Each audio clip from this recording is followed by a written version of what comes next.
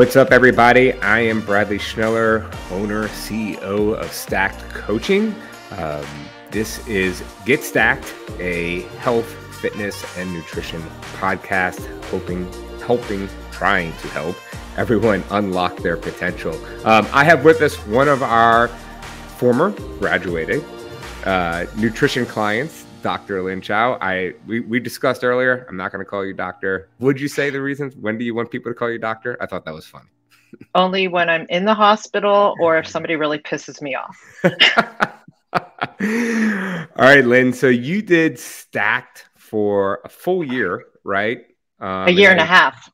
Year and a half. So a full year, as a weekly check-in client, and then a half a year with our maintenance program. Before you ever joined Stack, or let's back it up. Why did you join Stack? So I joined Stacked because, well, to be honest, I had seen one of my fellow physician friends in the emergency room, Jamie Kuo, was playing around with something online. I was like, oh, that looks really cool. And when she told me what it was, I was very intrigued by it because it spoke to my OCD heart about macros and keeping track of things. And I thought, oh, that sounds really cool. So she got me interested. I started looking it up. I think I texted you and talked to you. And I really thought, oh, this is a really neat thing that I would like to do. To get to learn more about macros was really my main impetus at that time. Yeah. When you started with us and I did your initial consultation / sales call, I remember speaking with you. You really didn't have any weight to lose, right? Like this was more of a education. How do I fully take advantage of my nutrition? Correct. So pre-pandemic, I did have a lot of weight to lose. I was probably a good 35 pounds overweight. And I actually did do intermittent fasting to lose that weight. And the pandemic, like probably everybody else, drove me to exercise at home. And I got really fit. And for whatever reason, I was able to incorporate that into my life better than if I went to the gym because it was at home. It's a lot easier just to roll out of bed and go there, especially when you have like high school kids running around. So yeah, I was more intrigued by the macro aspect and learning about that part of nutrition because I didn't have weight to lose. Although I knew from my history that I tended to bounce up and down a little bit with diets. I had in my past life tried, what's it called? The South Beach diet. I've tried, and that lasted for all 2 weeks. I hated being keto. Like I said, I tried the intermittent fasting, but I knew intermittent fasting was not a solution because it wasn't something I was going to be able to fit into my lifestyle, but it was a diet. A diet. Can you explain a little bit more about how intermittent fasting did not work for your lifestyle? Well, I didn't want to be skipping meals all the time, and that's really what it was. And also I realized when I needed to lose that little extra weight, people would say, oh, just go on longer intermittent fasts. So I'd be like, okay, well, I did 16/8. Let me try 24, 20 hours of fasting, 4 hours. And actually what I found was I started gaining weight on that. I wasn't losing anything because I figured out I'm going into starvation mode. And it's just, I like to eat and I don't want to give up anything. So I didn't want to give up meals. And to me, dinner with my family was important. So I wasn't going to skip dinner. Right. And so I was skipping breakfast, which in my head was always like, well, my mom always taught me that's the most important meal of the day. So I kind of felt bad and I didn't want to skip. I don't know. I just didn't want to skip anything. So It just seemed like a diet and it wasn't a lifestyle. It was a diet. Right. I always like to say, and at Stacked, we teach this, is that intermittent fasting is a tool. Yes. It's just a tool in your tool belt or your toolbox in order to help achieve a goal at certain times, right? Like, for example, if you're going to a big celebration dinner or something like that, and you want to save a little bit of calories that day, you can do that, right? Like if you got like vacation coming up or go, things that are special occasions, it's a tool for that, right? But like, look, I see a treadmill, you got a Peloton in the background, right? If you are that type of person who is into fitness, intermittent fasting can be tough. It's our fuel source for working out. And I'm a big believer in, fitness is for wellness, nutrition is for weight loss. And if we cannot work out to the best of our ability, how well can we be? Yes, I agree. And I was also working out at that time. I was working out in the morning. So it was even Oof. harder to wake up and work out and not eat anything. Fine, I could wake up before and work out, but then not to eat anything until noon was really tough. So yeah, it's interesting. There was a big craze about fasted cardio and that it burns more fat. It's actually not true. The research was proven wrong, or that there really wasn't any research there, because fasted cardio, again, you have to be in a caloric deficit in order to lose weight. Carbohydrates are our main fuel source, energy source. Okay. Yes, if you eat more fats, you burn more fats. That's just that's an obvious thing, right? But the reality is, if you do not have enough energy or fuel for your workout, then your workout won't be as intense or as long or as effective to burn more calories in that time span than if you were fasting. Absolutely. I think you're just not as efficient at, fuel burning, and you just don't have as good a quality workout. Yeah. So, Lynn, you are a colorectal surgeon. Is that correct? Did I say that properly? Yes, that's my training as a colorectal surgeon. Yes. Okay. What do you deal with on a regular basis? Well, when I recently just switched jobs where I am actually a medical investigator now. However, in my life as a surgeon, where I was a practicing surgeon, my biggest interest really was doing colon surgery. So we would remove colons, and that requires hospitalization. And, patients are fasting. You're waiting for bowel recovery after surgery. So nutrition plays a big part in that. And also, we have learned that pre-surgery frailty, which includes how nutritionally sound somebody is a very large part of that. So to me, that's really wellness. How well are they? And nutrition plays a very huge part in that. Fitness and nutrition. Yeah, their nutritional state. Yeah. I was going to ask you, because it seems very obvious to you how big fitness and nutrition play into being a healthy person, right? And one of the interesting things is, I've had an ACL surgery before, ACL repair. I've had a couple other surgeries, and I've always asked, especially with the ACL surgery, is how, should I stop working out, whatever. And the response has generally been, the things you can do, because you want to be as strong as possible going into the surgery to aid in recovery. Yes, absolutely. So the healthier we are, okay, when something arises, I would imagine gives us a much better chance to either return to health or fight off any disease we might have. Yes, absolutely. Absolutely. Why is there not more of an emphasis to the general public about health and nutrition when it comes to preventative care? That's a very good question. And to be honest, I don't know the answer to that, because I deal with the other end. I'm dealing with illness, right? I'm dealing with people already sick. I'm not dealing with the end of preventative medicine. But in my own journey through this, I do have to say two things. One is that Stax has taught me how to actually walk the walk and talk the talk. I always believed, have a positive mindset about your disease, eat well, blah, blah, blah. But I didn't actually do that. And, rest. I didn't listen to my own advice about resting and hydration and positive mindsets, and just in my daily life. So that's one thing that Stack has taught me, is how important that is, and why we don't teach that to, I Med don't students? know why, to med students, or just, it's got to be beyond teaching doctors. It's got to start in kindergarten, Right. to be how to be healthy like that, and to actually incorporate that into your lifestyle.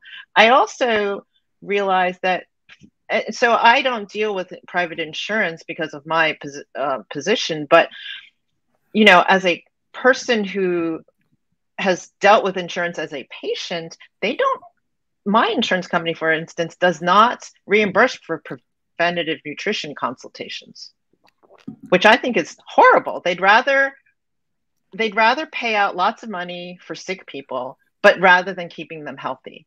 And so I'm thinking, well, gee, if you had keep them healthy in the first place, you wouldn't be paying all this money for these sick people. And Right. that's where it really has to start. Yeah, before we jumped on, I was just looking at some different things in terms of the relationship between fitness, nutrition, and colon health, because I know that, you were hopping on here. And a big part of preventative care when it came to colon health was, what your diet looked like and your fitness level. Right. And a lot of it boiled down to, and I also saw, like a high fat diet, rich in saturated fats can increase the risk of colon cancer, things like that. And, inflammation, and then hormone regulation, right? Which all those things can be controlled for the most part. Okay. For the general population with diet and exercise. Okay. And so you mentioned healthcare costs, okay, with not being reimbursed for preventative care. And the interesting thing is, if we look at America right now, and you're a medical investigator, I don't know how much you play into this, but healthcare costs in the United States are through the roof, right? Yes. And if I had to guess, it would be because the majority of America is sick constantly. Yeah, my position as a medical investigator is a little different than that, so I can't really speak to that. Yeah. Yeah. So if you So had to guess unfortunately, as a doctor, I have to guess as a doctor.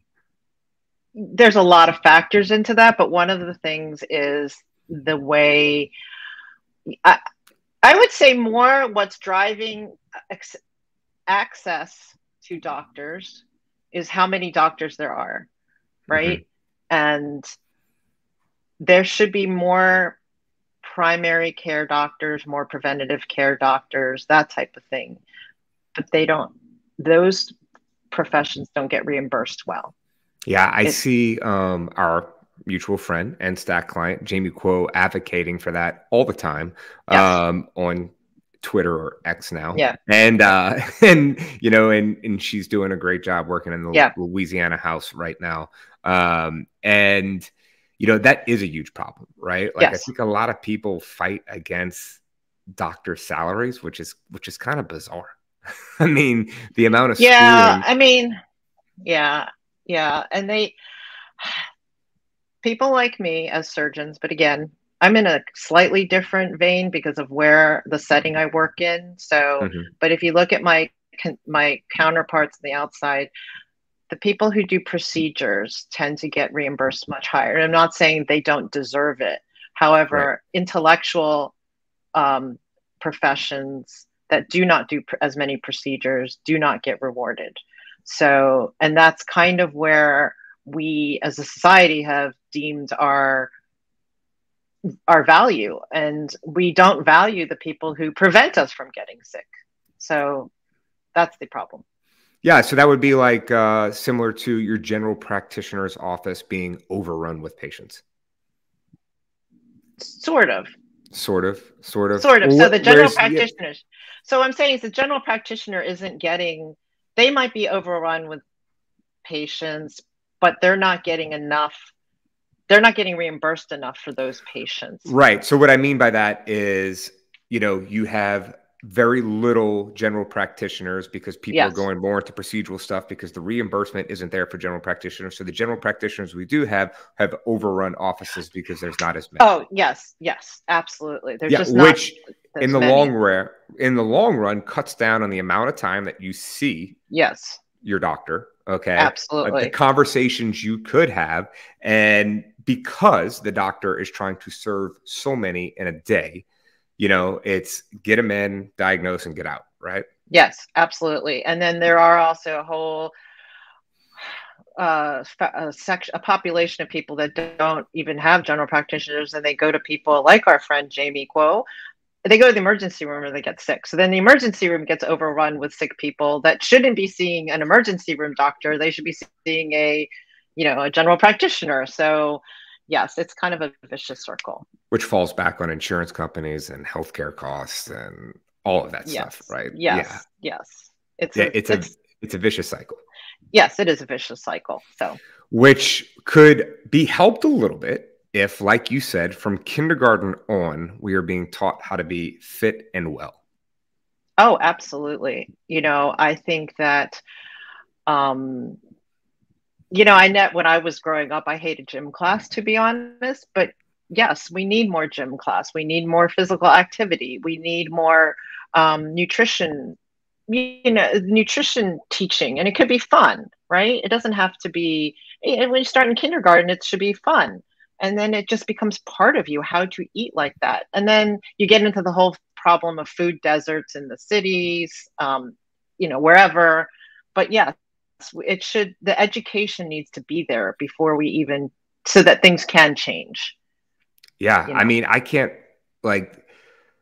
the amount of people who walk into a grocery store, and I don't think you need to read a label all the time, but the amount of people who walk into a grocery store and just purchase without any thought to the concept of calories or macronutrients behind this, and then ingredients, right, is kind of disheartening. Okay. And I mean that because I watch people constantly buying for their kids, buying for their families, with, little to no knowledge about how nutrition works. And I have to say, I understand a baseline of nutrition, or I thought I did. And I started Stacked, and I went grocery shopping one day, and I texted Kelly, my Stacked coach. I was like, oh my God, I can't believe how this grocery store is full of processed foods. Like, I never thought about that when I was buying, when my kids were little, and I kind of wish I had done this so much earlier, because I'm guilty of not teaching my children good nutrition either. But I just was stunned at how much processed foods there are. And I'm in my 50s before I figured this out, but nobody really, like I said, I learned it in medical school. I know how many calories per gram of fat. I know how many, how much you should take. I know kind of what's bad for me, what's good for me, but I didn't actually do it for myself. I didn't listen to myself, because that was never taught into me as a lifestyle. It was taught to me in medical school in my 20s. It's too late by then. Yeah. And I mean, it's interesting talking about setting the example, and walking the walk, as a medical professional. I recently went into, I sprained my ankle pretty hard, playing soccer, and I was guilted into going. No, I wasn't guilted, but I went to an urgent care clinic just to get an x-ray to see how bad it was, because I couldn't walk pretty much on this ankle. And while I was there, I just kind of took notice how every single person in the urgent care clinic that worked there was overweight by a lot. And I felt off about it. I don't really know how to put it into words. Okay. And I am very careful and cognizant of how I use the word overweight. I try not to say fat. Obesity, someone is not obese. They suffer from obesity. Okay. Obesity does not define who you are. You're a person who has obesity, like you're just a person who has diabetes or something like that. And I try to clarify that, because I don't want people to feel stuck in a certain way. And there is a very big push right now for health at any size. Okay. And I believe that you can be healthy at different levels of weight. Okay. But there are things that are just certain, things that are scientific and they're facts. Okay. And that is, the heavier you get, the more susceptible you are to diabetes and other diseases. The more visceral fat you're going to have around your organs. Okay. That's just a thing. Like, you cannot, unless you're 300 pounds of muscle. Okay. The more fat you have on your body, the more fat you're going to have around your organs, which leaves you more susceptible to healthcare risks. Okay. And so I look at it like this, and I just wish there was a push more in the medical field for everyone to put more of an emphasis on fitness and nutrition. Yeah, I don't disagree with that, but you have to look at what they're dealing with too. They're working hard. Oh, for sure. And Absolutely. they don't know, again, a program like Stack taught me all the different elements of fitness, and it's not just fitness and nutrition alone. It's the whole wellness being and the whole lifestyle, yes. Right? Yeah, habits. And that's what I am so great. Right, it's habits, and I'm so grateful for Stack, because you can eat as well as you want, as best as you can, and exercise, but you still might not be well, right? Yeah, I'm with you. I'm yeah. exactly with you on that. Okay. And it's understanding all the things that go with it. And so we talk about teaching it from an early age, and there should be an emphasis on that. We brought up, you wish you could have taught your kids better about that. I think that's correct. Yeah. Mm-hmm. Yeah. And I just, while we're on that subject, okay, because people ask me all the time, how do I deal with nutrition with my kids? Okay. And that is a really tough subject. Okay. And it's something difficult to tackle because, you push kids in a certain direction and they want to go the opposite direction. Right. And then, I always tell people, like, food should not be a reward for eating food. So, like, dessert shouldn't be a reward for eating your food, because what can happen is you served your kid a plate. Okay. They are full, but guess what? Dessert is made up of carbohydrates and fat, which tends to be highly palatable. And you can eat that regardless of how full you are. So kids, because they want that dessert and it's a reward for eating their full plate, will overeat. And that affects kids day after day after day in the long run, all into adulthood, because they do not know when enough is enough. And so that is something that happened from early childhood that affects us as an adult. And it's basically forcing kids to finish their meal. So I think there's a good understanding of, hey, kids should know that dessert isn't a reward. Like, sometimes you just have dessert. Sometimes, even if you finish your plate, you don't. Okay. But one of the big things that I try to teach my kids about is what macronutrients are on their plate and what is their job. What does protein do? What's a protein on your plate? What does fat do? What's a fat on your plate? What's carbohydrates do? What carbohydrates are on your plate? And we kind of go through that meal after meal, so forth. Now I have a 6-year-old and a 10-year-old, and almost anything we eat, they can point to you, tell you what the protein is, what the fat and what the carbohydrate is, and what its job is. Right. And so if you look at it like that and you say, like, hey, hey guys, how much protein did you eat today? Typically you need this much. And you look at it like that, then it's up to the kids. The kids, they will make good decisions on themselves to make sure they have enough of it. And you talk about it like that, not you need to eat this. Stay away from that. That's bad. Kids are snacks. They want to eat snacks. Right. They can eat some snacks. Right. You know what I mean? Like, as long as their diet isn't made up of all snacks, like, they'll be okay. They burn through some energy. Yeah. Right. Yeah, they do.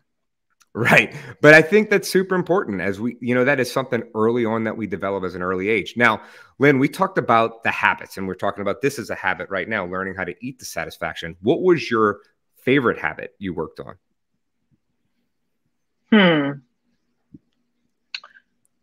Well, I probably have, I'm trying to think of those. You had the list of 10. So my favorite habit was probably preparation. All right. Tell me about it. Because, well, I'm a little obsessive compulsive. I like planning things out a lot. If you ask my husband, he will absolutely agree with you. I plan everything. So planning my meals like that and getting into that habit was really good. And especially living here in New Orleans where there is so many good restaurants. I'm a foodie. I love eating out. And that actually got to be a problem, which is why I had gained a lot of weight when I first moved here, because it was like so easy to put on weight here. Yeah. And but I didn't want to stop going out to eat, right? And I learned to look at ahead of time and kind of not only plan my meals at home, which by the way, I've learned to love to cook and plan my meals out that way and plot out what I'm going to eat each week. And, you know, my recipes, my husband's like, wow, what happened to you? You're cooking all of a sudden.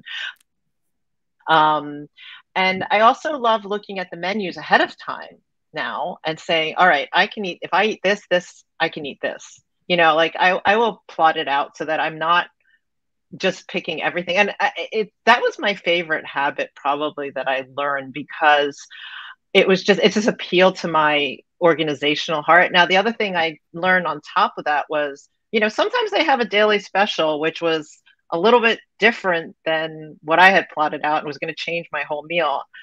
And I could learn quickly to like, okay, let's, you know, pivot here and replan it out on the spot. And I really learned that.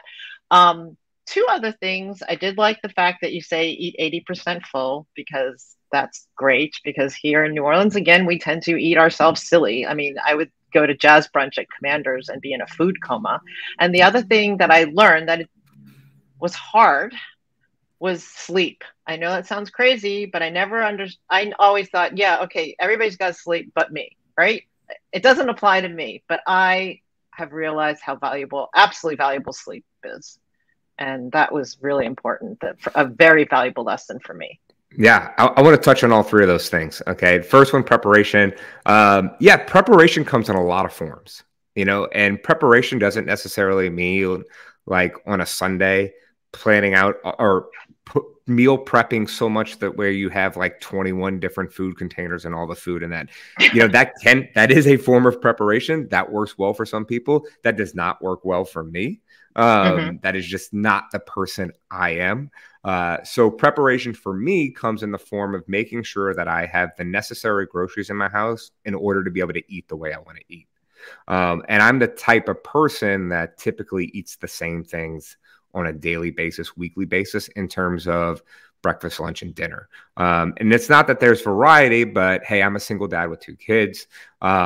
I'm going to generally eat the same thing because it's easy for me. It tastes good. But what did preparation look like for you at home? So I would say for breakfast, so my kids are out of the house, so it's just me and my husband. For breakfast and lunch, I did what you did. I had basic things that I would always eat. I had my eggs, my protein pancakes, my yogurt, my cottage cheese. Like those are my 4 go-tos for breakfast and sometimes lunch. Lunch was tuna, lentils, eggs, whatever, you know, the high protein stuff, pretty much the same ideas. Dinners were more planned out, because I have my husband who is somewhat following all this, but is not as stringent and stringent as I am. Correct. So I had to appeal to the fact that he didn't want to eat the same thing every day, and he has different tastes that, you know, I may not fit into my thing. So anyways, I plan a menu for the week, and say, all right, this is what I'm going to make today, tomorrow, or these are the options for the week. And sometimes hey, let's just have pizza night, you know, like this is pick a night for pizza night. It's fine. But that way I could plan around that and say, all right, well, I know tonight's going to be pizza night, so I should eat, like you said, a little bit less during the day, a little less fat, and I make sure I pick a pizza with a little more protein in it. Like, yeah, might not be the best protein because it's got a lot of fat on. I can't think of a good protein on pizza from Domino's, but it's still, I would pick something that had a little meat. I would check on my Fitness Pal, like what was the more protein or a less fat one. I'm going to give a little tip. I'm going to give a tip for that. Okay. Whenever it's pizza night and we're talking about protein. Okay. If you do not have the ability to eat the majority of your protein before you go have pizza, here you go. Because pizza, you were right. There's not a lot of protein on pizza. Okay. No one's really serving turkey pepperonis, and there's not a lot of pizza places putting like shredded chicken on a pizza. Okay. um, so, one of the things that I do all the time when I go get a pizza, my girlfriend and I get a pizza, we share a pizza together. I will always order a Caesar salad, light on the dressing with double chicken breasts. Hmm. So I'm eating that alongside of the pizza. So I'm enjoying my pizza. I'm eating a salad that's a little bit lower in calories, and I'm getting my chicken breast in, which are going to be higher in protein. So that is one way you can do it. And if you're eating a double chicken breast Caesar salad while you're eating your pizza, you'll eat a lot less pizza. Yeah, I can see that. That would Right. work. But in terms of preparation and going out to eat dinner, you were right. Like if you're trying to eat according to plan, like you can certainly go out to eat once a week, twice a week. Okay. As long as you plan for that outing. What we get in trouble when it's last minute, Yes. right? You've already kind of eaten and somebody's like, let's go out to eat. And now like options are limited, right? And so it's interesting, I do like looking at the menu ahead of time. I also kind of have an idea in my head of what restaurants are no-goes for me. And what I mean by that is there's just no solid option. And like I normally say you can always find something, but there are some restaurants you just can't. And so do you think about like, have you ever been throughout your year and a half with us, like, no, I can't go to that restaurant? So, no, I haven't actually. So, Good. for my current job as a medical investigator, I do travel and I travel with a group of people. So, they are picking restaurants at the last minute. So, this I can prepare for because I know right. I'm traveling and I'm going to eat out. So, for breakfast, and I'm in the hotel breakfast. So, I know how to find the protein there. And the lunch, I always bring my own lunch. But so I do prepare for that, but I have been in the situations where no, I have not been able to prepare and it's just a horrible option, but I can't change that. What I learned was to give myself some grace. I gave myself permission to say, okay, it's fine. Today is not going to be the perfect day. I'm not going to hit all those targets that I planned out. I'm going to give myself a little grace there. And, I can do it again tomorrow. In fact, I did that yesterday because I was at the Saints game and I prepared for it, but I was so angry with how poorly they did that I was like, I have to eat French fries and ice cream. I don't care. They screwed up this. I am just going to do it. And I have now learned my body well enough that I almost knew exactly what was going to happen. And I'm like, all right, I know this is what's going to happen on the scale tomorrow. Indeed, it did happen. And I'm like, it's okay. I know where I'm at. I know my body. I'll be okay. Yeah. Look, and I keep telling myself that as long as if I deviate, I'm good. Yeah. If you live the lifestyle that we live, this is the norm. So when we do that, it's not, it's one out of 14, 17, 21 meals, right? Like if not more. And that's not a big deal. The problem for people comes when that is the norm, and eating a controlled meal is not the norm, right? And so if we flip those things and look at it again as this is a lifetime of choices. This is a lifetime journey. It's not a 3-month journey. It's not a 6-month journey. It's not a year-long journey. And when you look at the big picture, that French fries and ice cream is not a big deal. Right. Yes, absolutely. And I think not only that is it a lifetime, and the norm now for me is that I can actually feel my body, like how I react to it. So I don't need to eat all that ice cream. In fact, I can't eat all that ice cream and French fries because I can feel my body not loving like every minute. Yes, it's loving part of it, but it gets to the point where it's not going to feel great. And it'll tell me this, where before I just never listened to my body as well. And now I can. Yeah. And I do think, probably for a while, Lynn, when you first started with this, you probably were pretty stringent on path, pretty strict to the path, right? And with less deviations, would you say? Yes. Yes, and then the longer definitely. you get, the more deviations you get. Well, in that beginning, when there are less deviations from the path, okay, or the plan, that gives your body a chance to truly recognize its cues, satisfaction cues, how it feels, how it's going to react. When you eat poorly all the time, or you eat a highly processed diet, okay, then it is a lot harder to register those cues. You know, it's just like someone who doesn't work out often. They have a hard time telling if you're sore, hurt, injured. You know, if you work out all the time, you can determine between the three, right? Or like Mm-hmm. what's really happening with your body. And the same goes for nutrition. You are in practice, so you know exactly how your body feels, exactly what it wants, when to stop, which leads me to 80% full, which I think is the toughest habit, if you ask me. Really? That's Yeah, interesting. it's something I struggle with. And I think I still struggle with it to today. I'm a lot better at it today than I ever been in my entire life.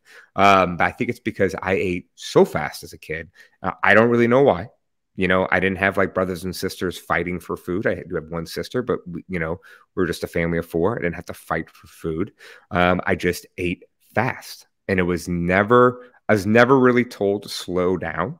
Um, and until I really got my first job, and I was at a sales meeting with my boss. Shout out to Brett Forshag. And we were at the Sheridan. We were at a business luncheon, and it was just him and I.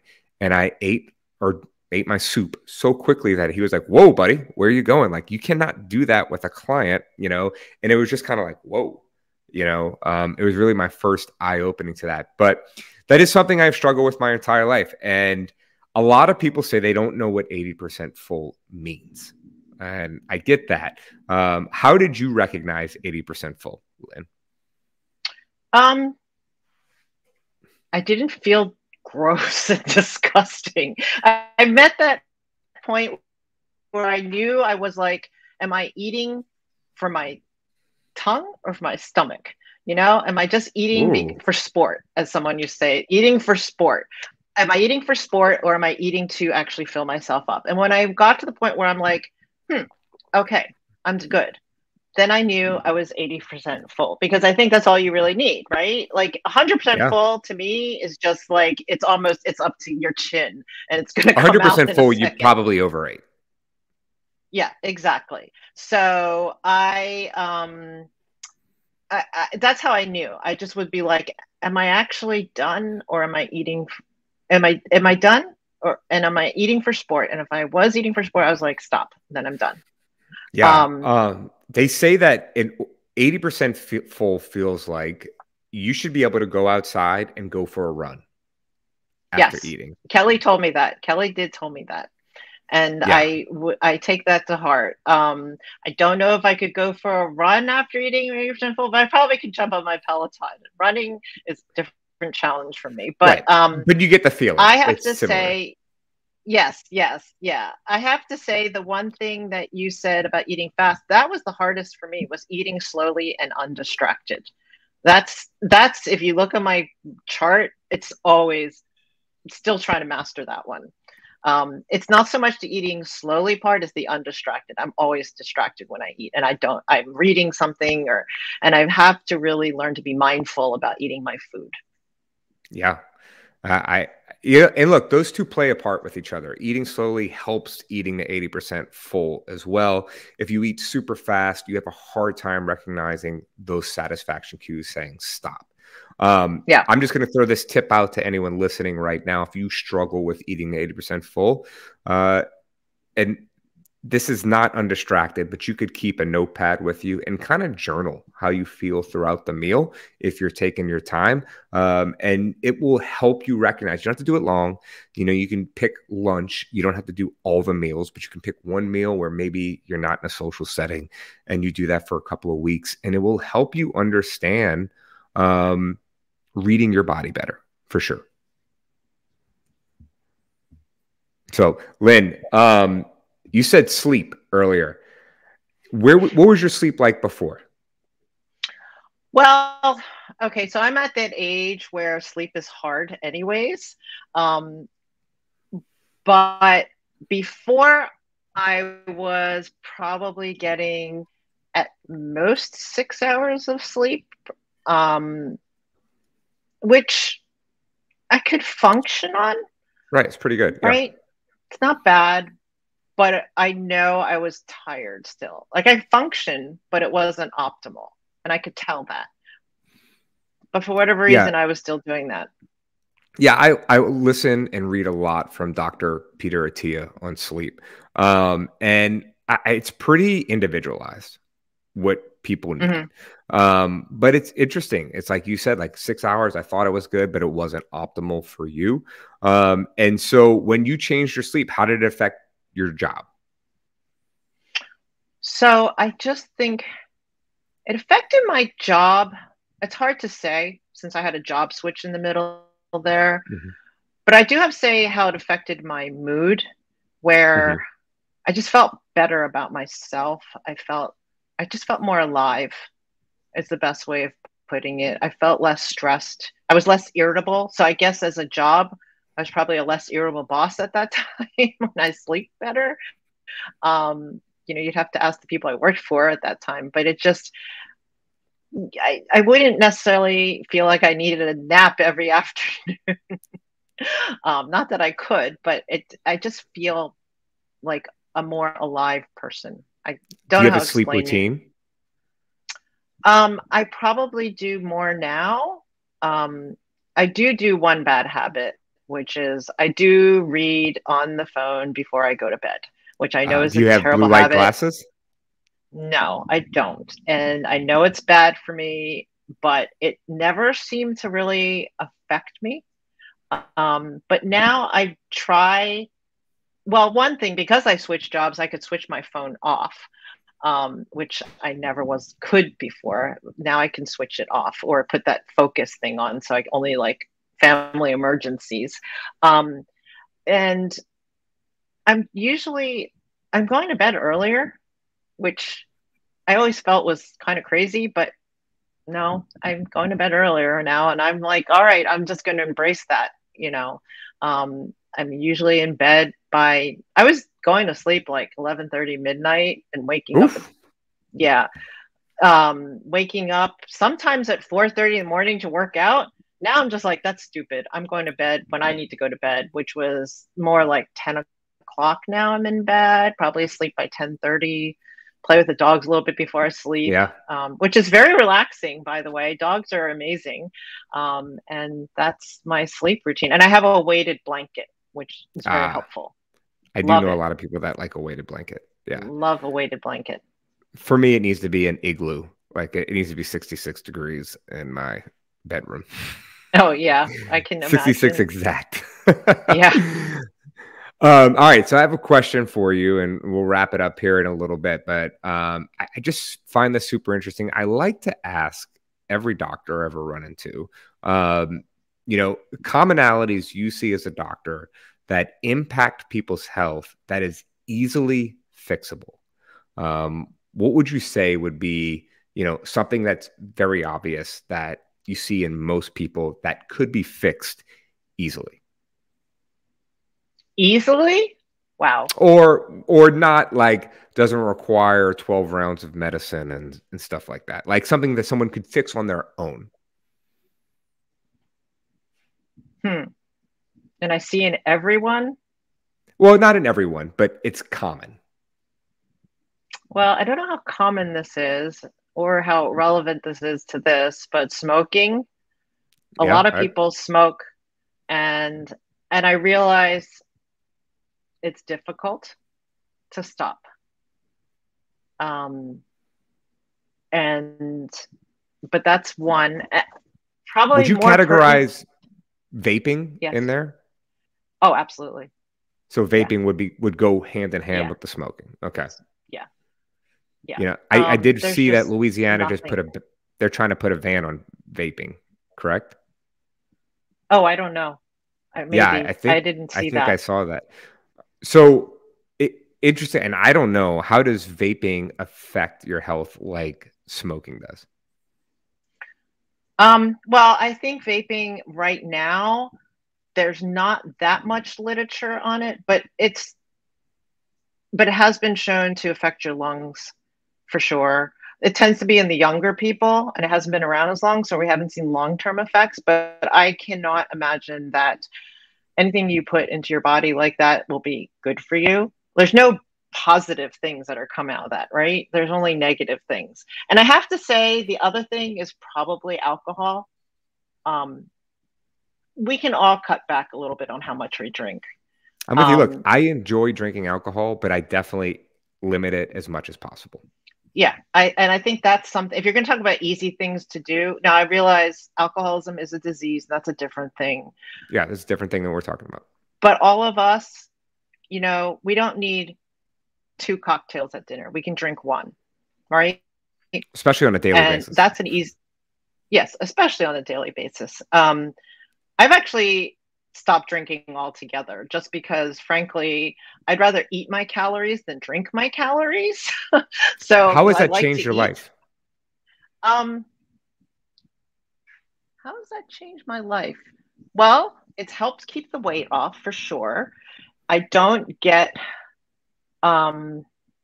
just don't like how I felt when alcohol. Now, being Asian, I have that Asian lack of enzyme where I turn bright red and I will feel the effects of alcohol very quickly. What I found as I've gotten older is that 1 drink just makes me really sleepy and I want to go to bed, and it affected that did affect my sleep. Like that would make me not sleep as well. So being off alcohol, I can just enjoy myself more at dinner because I'm not sleepy all of a sudden. I can taste my food better, and I sleep better without it. So for me, that's fact. helpful.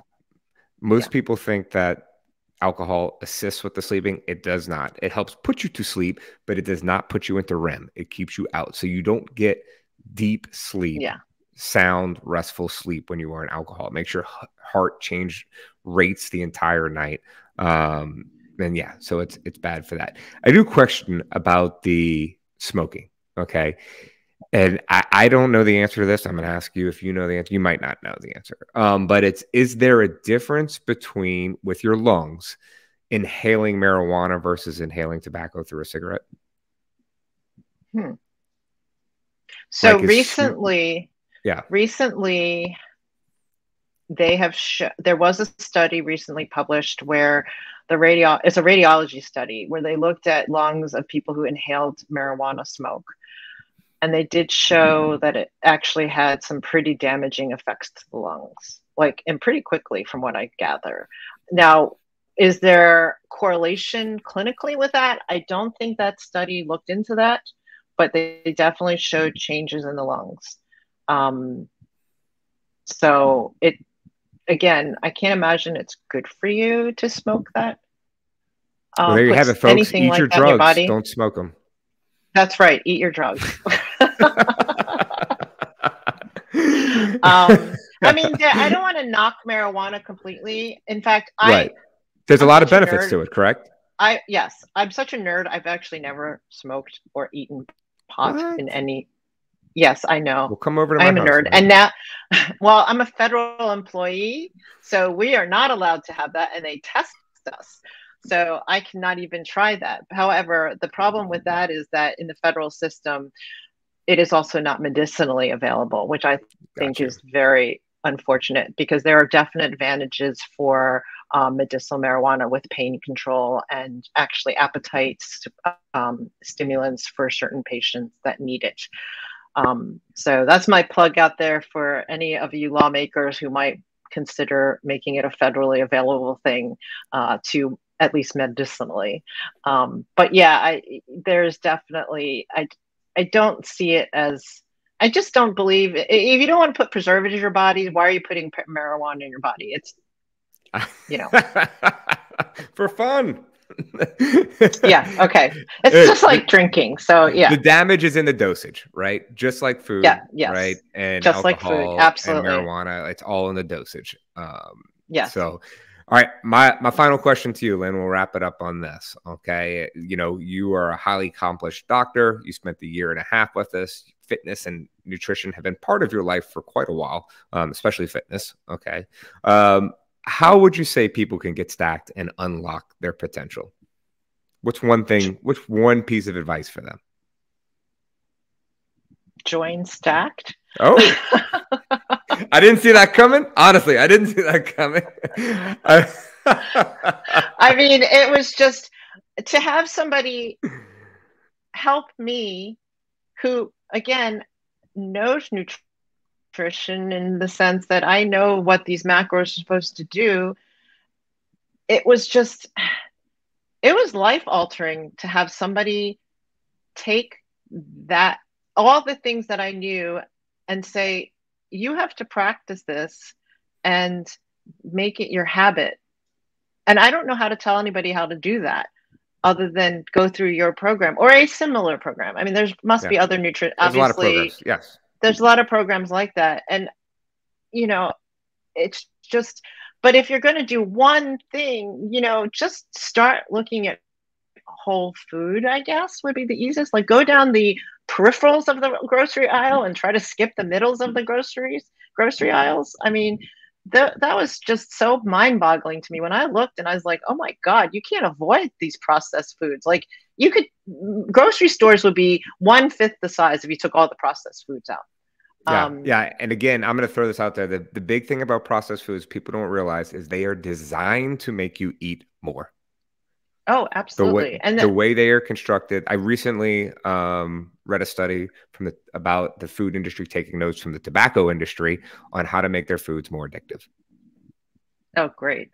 I have not read that, but I did recently read, I think it was New York Times or something, about the different levels of processed foods. And yeah, there's going to be some degree of, you know, there's less processed foods and more processed foods, and you're never going to avoid completely some processed foods. Yeah, look, I mean, even your vegetables require some bit of processing to go from the field to your mouth. Okay, like, look, I promise you, they didn't cut the zucchini off the plant and, you know, have you pick it up within 3 days' time.